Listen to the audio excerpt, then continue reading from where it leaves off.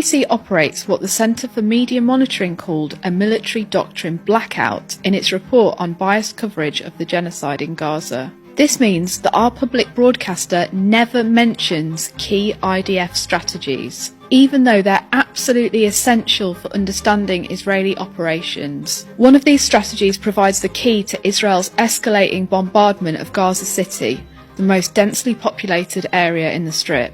Israel announced it had formally begun operations to take control of Gaza City back in August. Since then, the IDF has decimated every essential system in Gaza City, from hospitals and schools to water infrastructure and residential homes. This is a deliberate strategy. It's called the Daya Doctrine, an Israeli military doctrine that calls for the use of massive disproportionate force and the deliberate targeting of civilians and civilian infrastructure. The Daya Doctrine is named after the Daya suburb of Beirut in Lebanon, where Hezbollah has its headquarters. In 2006, Israel decimated the Daya suburb, killing over 1,000 civilians, about a third of them children, and causing vast damage to civilian infrastructure.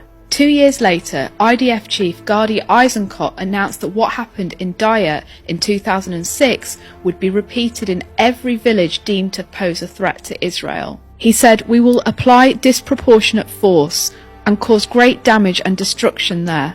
From our standpoint, these are not civilian villages, they are military bases.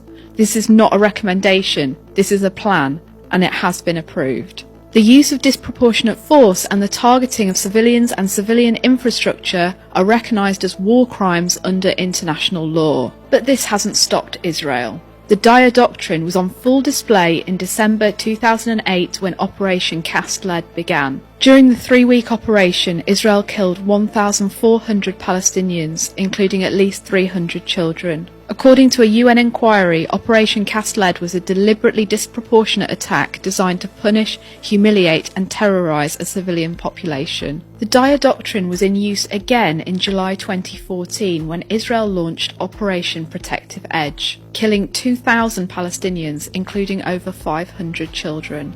Disproportionate force and the targeting of civilians and civilian infrastructure, the Daya Doctrine, is stamped all over Israel's ongoing genocide in Gaza. Since October 2023, Israel has damaged or destroyed all 36 hospitals and 90% of schools and university buildings in Gaza. The IDF has been able to increase the destruction of private homes by using an AI system that generates targets and facilitates strikes on residential buildings at an unprecedented scale.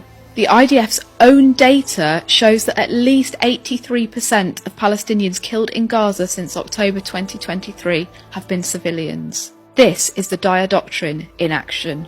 This isn't the only Israeli military secret that the BBC doesn't want to tell you about. In part 2, I'll talk about the Hannibal Directive.